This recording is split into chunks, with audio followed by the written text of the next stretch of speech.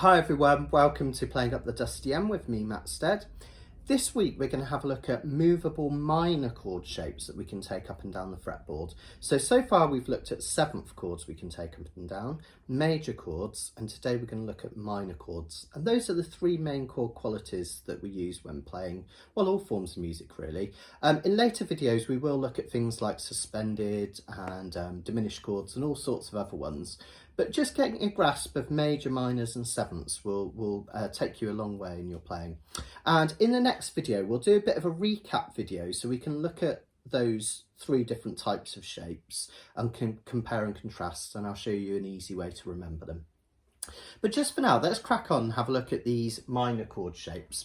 So remember, the golden rule, as I've told you a few times now, is that any chord in the whole wide world can become a movable chord that you can take up and down the fretboard, as long as you keep this index finger free to cover or bar a note or a fret. So let's look at a couple of examples. Let's look at our good old D minor shape. Now normally our D minor shape would be played using your first three fingers, and from nose to toes is 2, 2, 1, 0.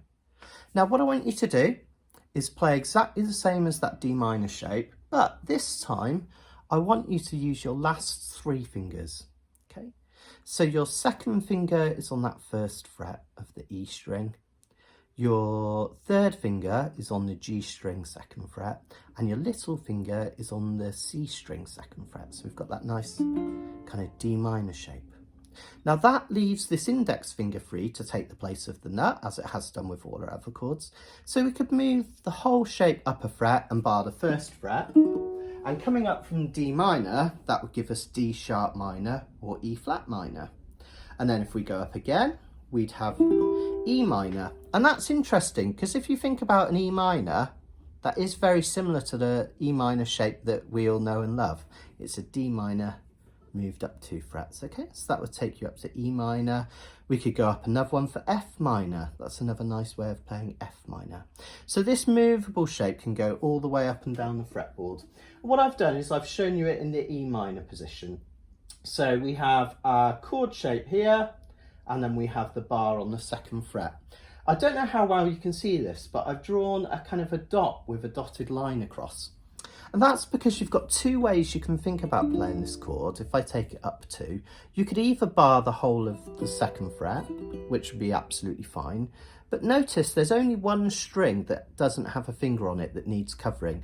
So most people, when they do this shape, this movable D minor shape, will actually just stick their index finger down here rather than barring the whole thing. Okay, so that's a D minor shape that we can take up the fretboard to form all sorts of chords with. Let's have a look at another one. This is the one that we're actually going to put into a song today, so try and get used to this one. We're going to play an F minor shape. Now an F minor shape for a lot of people is quite a tricky chord because it has a big stretch on it up to the 3rd fret. It's from nose to toes, it's 1, 0, 1, 3, and you really have to use your little finger for that 3 to reach across. Now, unfortunately, we need to keep this finger free, don't we, to act as this bar. So what I want you to do, this is a bit of a stretch, but I want you to see if you can use your second and third fingers on this first fret. And then I want you to reach up, if you can, with that little finger right up to that 3rd fret for an F minor shape. Okay, and that's this one here. Now this is tricky because it's quite a reach, but the good thing is, notice as we go up the fretboard, these frets are closer together, so it becomes less of a stretch, which is really cool, and it applies to all movable shapes. So if we move that whole shape up one, again, there's only one string that isn't covered right with a finger.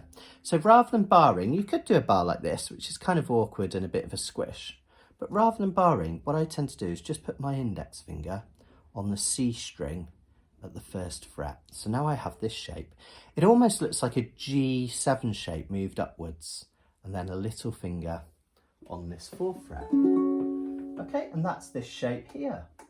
So that is just an F minor, okay, that has been moved up to become an F sharp minor. If we move it up one more, just using the chromatic scale, another form of G minor. One more, G sharp minor, and one more is A minor. And this is the one that we're going to use today, this form of A minor up the fretboard. Now that's a tricky chord to suddenly get your fingers into quickly, isn't it? Even if you've been playing a little while, that's a bit of a stretch. So think about it in stages, just like we have done with some of the other chords. First of all, just get this G7 shape on the top 3 strings nearest your nose, G, C and E. And notice there's a little 4 to say 4th fret. Okay, so the first thing you want to do to get this A minor shape is play a G7 shape on the first 3 strings. When I say first 3, I mean physically, not in pitch, the ones nearest your nose, G, C and E. And then stretch that little finger up. Okay, so that's not too bad. G7 shape and then little finger. Okay. And as you're practicing it, doesn't matter if there's a bit of a gap, if you're coming from another chord and it takes you a little while, just go as quick as you can and you'll soon build up the speed. So that's an F minor shape taking up the fretboard. If you're into finding out where the root note is to name the chord, the root note in this shape is on the E string. It's this F here.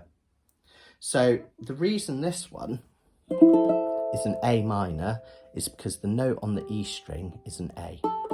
Same as that string C. You don't have to worry about that. It's just some people like to do it that way. With the D minor shape, the root is on the C string, okay, because it's that D note. I don't want you to overthink that at the moment. Just think of these in terms of shapes. Let's look at one more shape that we could take up the fretboard. A good old A minor. Now, we normally play A minor with our second finger, don't we? Some people use their first. A lot of people use their seconds, partly because it's easier to go to an F from there. And partly it just matches the frets to use your second finger on the second fret. But awkward stretch again. So I would like you to use your third finger to play an A minor chord. Just 2 0 0 0 from nose to toes.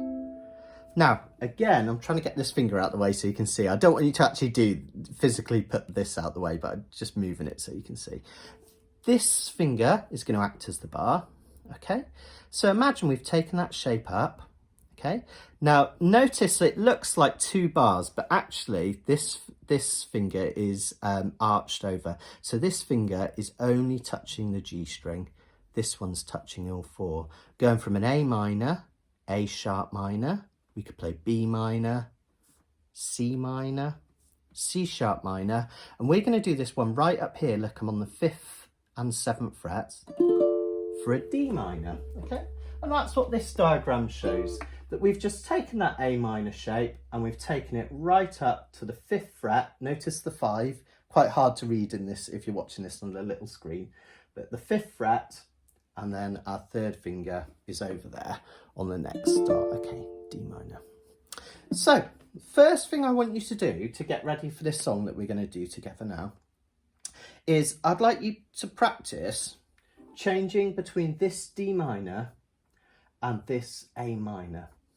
And I've purposefully chosen 2 chords, 2 movable chords that are in the rough vicinity on the ukulele. They're quite close together. So that D minor again, as a recap, is barring the whole of the 5th fret, and then your third finger is on the G string at the 7th fret. Just give that a strum, maybe 4 times as in a bump, and then practice changing to this. Notice we're at 4 and 5, so we move back slightly here, and little finger on 7. Okay, it's the one that's just above my headstock, if I move it. Let's go to the D minor shape again. Okay, bar on the 5th fret, third finger on the 7th fret. And just practice at home, changing between those. Can take a little while to get kind of comfortable with those changes, but remember, when you go to that A minor, which is the tough one, this one here, just think G7 shape, 3 strings nearest your nose, and that little finger down. Okay, let's put this into a song so we can practice it. We're going to play And I Love Her by the Beatles. I'm going to show you the verse, and then your homework is to go and work out the chorus. Okay, I've written the chords down so you have them here. Let me show it you in just normal chords, okay? The reason I've chosen green and red is that green matches this shape here that we're using for D minor, and red matches this shape here that we're using for A minor, okay? But just for now, just so we can get used to the song, let's just play it in normal open chords. Each of these chords are a whole measure. We're just going to play them as 4 really slow down strums, okay? So like this, 2, 3, 4. I give her, oh, I've forgotten how to sing it. I give her all my love. That's all I do. Another D minor. And if you saw my love, now we're going to play an F. You'd love her G7 too. Fingers off for C6, and I love her. Every ukulele player's favourite chord, that last one. Okay, let's try that one more time. My uke was in the way and I forgot to warn you about something. Last 3 chords of the verse. I've done fancy up the fretboard ones here, but let's just play a normal F, normal G7, normal C6, which is no fingers at all. Okay, we'll try that again, my hand out of the way. So from this D minor here, 2, 3, 4. I give her A minor, all my love. Back to D minor. That's all I do. A minor, D minor. And if you, A minor, saw my love, F chord, you'd love her G7 too. Fingers off for C6, and I love her. And there's 2 lots of those C6s. I should have drawn another bar line there, because they go for 2. Okay. Let's try this with our chords up the fretboard. Not these ones yet. I'm going to tell you about these in a minute. Just the D minor and the A minor I was showing you a minute ago. Okay, it's going to be quite tricky, so take it really nice and slowly.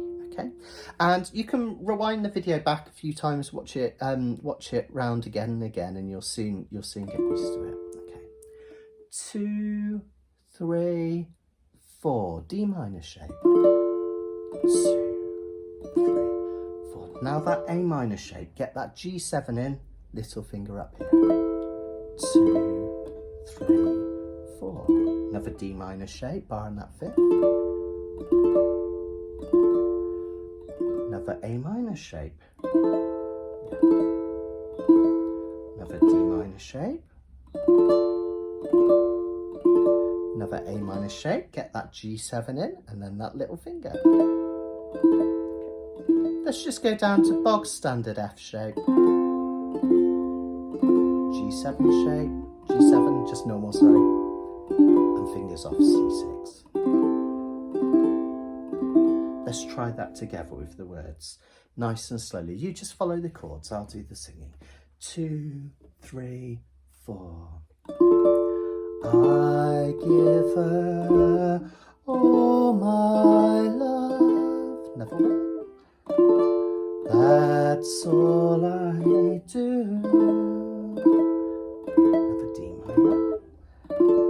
And if you saw my love, normal F, you'd love her G7 too. Fingers off, and I love her. Let's do another verse. 2, 3, 4. She gives me everything, and tenderly, another D minor to A minor, the kiss my lover brings, right down to F, she brings to me G7, and fingers off for C6, and I love her. Okay, fantastic. That last little phrase now, this is entirely optional. You could just play this round with D minor and A minor just to get a sense of playing these minor chords, because that's the important bit of this video. But if you want to combine this with some of the chord shapes that we've used elsewhere, how about playing this F, okay? It's this shape up at the 5th and 7th fret. It's this movable C shape, woo, that we've moved up here, and we're barring the whole of the 5th fret, little finger on the 8th fret of the A string. Okay, that would be an F. She brings to... And then we could try this G7 shape up at 3, 4 and 5 that we learned in an earlier video. Do you remember that one? It's an E7 shape, moved up, and that one's covered, and up again, and up again. So that would be another option, wouldn't it? To me. Now this one is only for the players that are feeling really confident. If you want, you can also play this C6. I won't go into the theory of this because it will take too long and I'm running out of time in this video. I don't want it to be too long. But just know this is like a diminished chord split apart. So from nose to toes, this is 5, 7, 5, 7. It's quite a stretch. You could bar the 5th fret and then just put 2 fingers down there. It's totally your call, okay? But that gives you this kind of this last little bit of she brings to me and I love her. Just in case you wanted to practice some of those chords that we learnt in the previous videos and you want to put it all together, okay? And it's really simple, this song. I'm going to give you one little bit of homework because it's impossible to do this in one video and there's something else I want to show you in the next one. So your homework is to see if you could work out how to play these chords up the fretboard here by taking these movable shapes and moving them up. Okay, the G, remember we did cover that in an earlier video, but if you're not sure, just play a normal G, okay? It's absolutely fine. And see if you can put that all together. If you want to play the song, it just does this section twice. So play through this twice, then the chorus, and then we go back to this section to finish off. That's simple. Okay. Most important thing, just want you to get used to practicing these minor shapes. Okay, that's a really important thing. And in the next video, I'm going to show you a shortcut to put all these chords together in a really easy way to remember. So I'll see you there. Cheers.